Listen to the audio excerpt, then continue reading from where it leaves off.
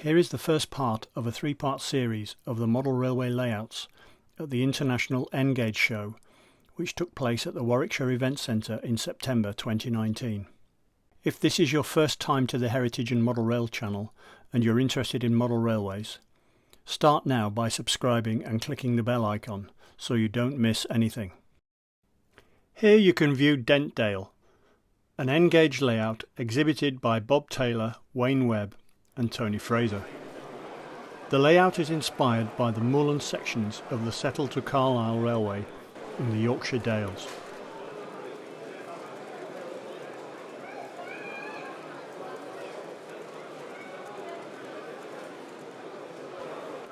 Dentdale runs from the north entrance of the Longmoor tunnel, crosses the Dent Head and Arton Gill viaducts, ending at Dent Station.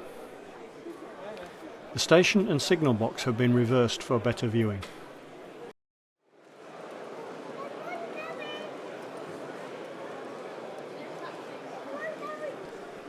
The layout consists of 5 boards and is 19 foot long. All buildings and viaducts are scratch built. The layout is analogue, controlled by 2 operators. Rolling stock is a mixture of Graham Farish, Dapple and N-Gauge Society models. My thanks to Wayne Webb who supplied the information. Here you can view Sketchford, an N-Gauge layout exhibited by Nigel Harold. Sketchford is a modern era layout somewhere on the West Coast Main Line. It sees passing Virgin trains, Pendolino and Voyagers. Cross-country high-speed trains are also displayed. The station is serviced by London Midland Desiros and sees a fair amount of freight traffic. The buildings are by Metcalfe with track by Pico. DCC is used to control the stock, which is a mixture of Graham Farish and Dapple. The International N-Gauge Show is the layout's first exhibition. Nigel told me that the setup had its problems, which were traced to a device called a frog juicer on one of the points.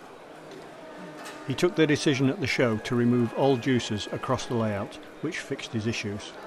A bold move. My thanks to Nigel for supplying the information.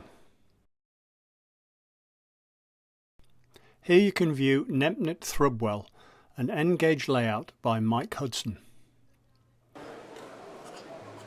Villagers of Nempnett Thrubwell look forward to meeting visitors.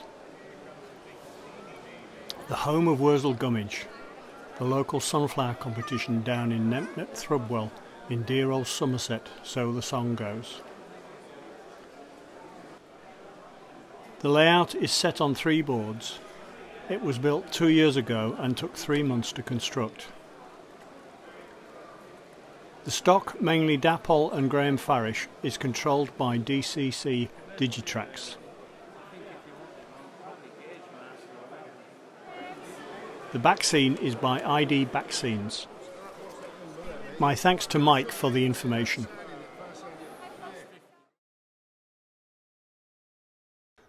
The layout shown here is Yard Junction in N-Gauge and exhibited by Gary Atkinson.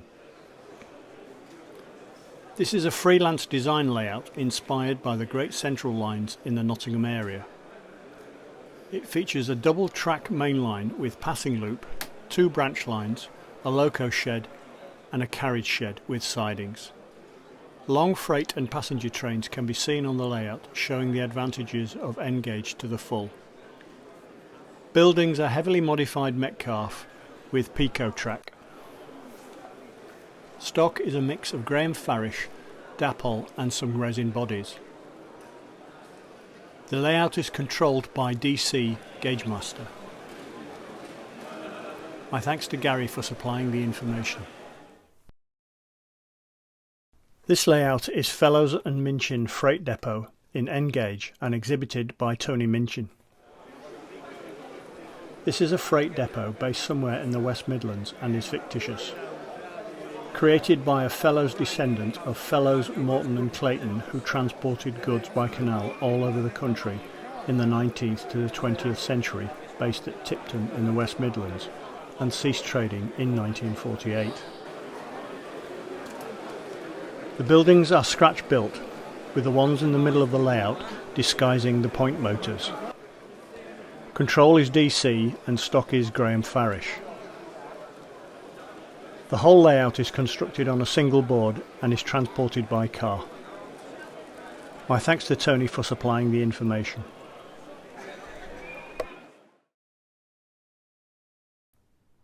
This layout is Riddle to Old Town, modelled in N-gauge and exhibited by Tony Hubbard. Riddle to Old Town is a bilateral layout, 2 layouts in one. It shows the era 1960 to 1970, with diesel multiple units run from Riddle to Old Town, where a diesel refuelling depot is situated. Freight and passenger trains serve the mainline station at Riddle.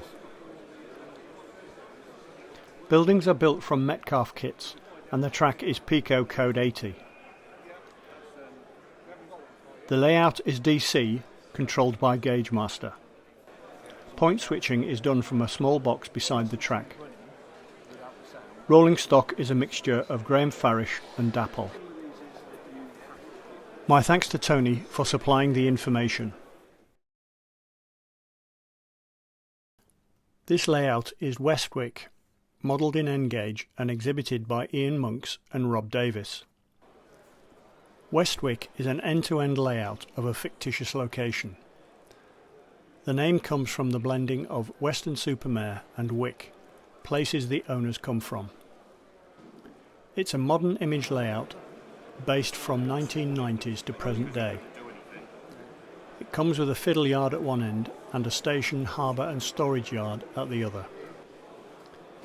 The harbour line is running on an auto shuttle. Buildings are a combination of scratch build and kits. The layout is controlled by analog DC, and stock is a combination of Graham Farish, Dapple and Bachmann. Thanks to Ian for supplying the information.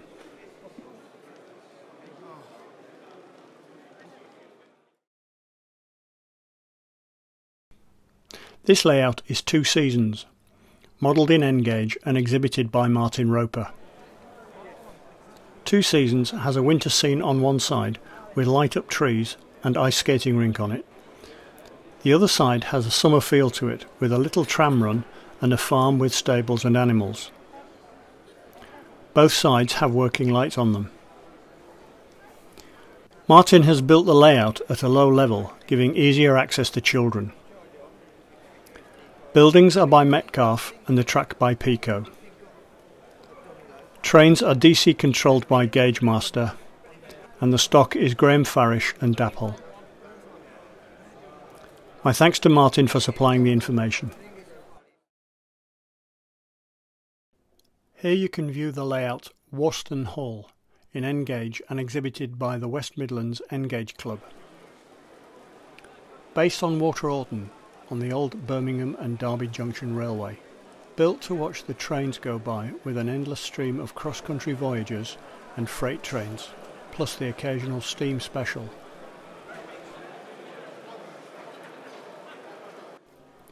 This is the club's 4th exhibition N-gauge layout and is still not finished. The layout is 11 feet long and has a variety of kit and scratch built buildings. Stock from Graham Farish and Dapple is run. This layout is A Bridge Too Far in N-gauge and exhibited by Peter Thorpe. A Bridge Too Far was designed to feature the representation of the Royal Albert Bridge. That was part of a tribute to Brunel layout built by the Basingstoke Bodgers in the final of the inaugural Great Model Railway Challenge, as featured on Channel 5. The name of the layout comes from the fact that of the 3 bridges on the Brunel layout, this was the one that we were unable to finish in the time allowed. Except for the plate girder bridge sides, the bridge is totally scratch built from plasticard, plastruct, microstrip, water pipe, card, paper and a Pringles tube. The higher level main running line over the bridge is N-gauge, and the lower lines to Oakhampton and on the wharf are to 2mm fine scale standards. The buildings are a mix of those from previous club layouts, bought at various model railway shows, and some built from card kits. The points and signals are operated using servo motors controlled by Merg Electronics. The layout is operated over two periods, from 1956 to 1960, with predominantly Southern and BR standard steam locomotives hauling diversionary trains, and from 1968 to 1972, with diesels in an early BR livery. The layout is 10 foot by 2 foot 8 and requires 2 or 3 operators to run it. My thanks to Peter for supplying the information. This layout is Longmoor, modelled in N-gauge and exhibited by Ray Oliver. The layout is based on the Longmoor Military Railway, run by the Royal Engineers. Although Longmoor was built in 1905, this layout shows the period after the Second World War. Soldiers were trained at the depot to build and run railways.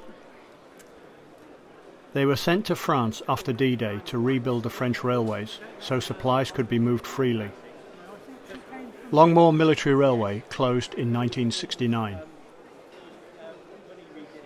The layout is L-shaped and can only give a representation of the vast complex. The left-hand end represents Oakhanger Halt railway station, whilst the right-hand end shows main camp, workshops and barracks. Buildings are representations and not true scale.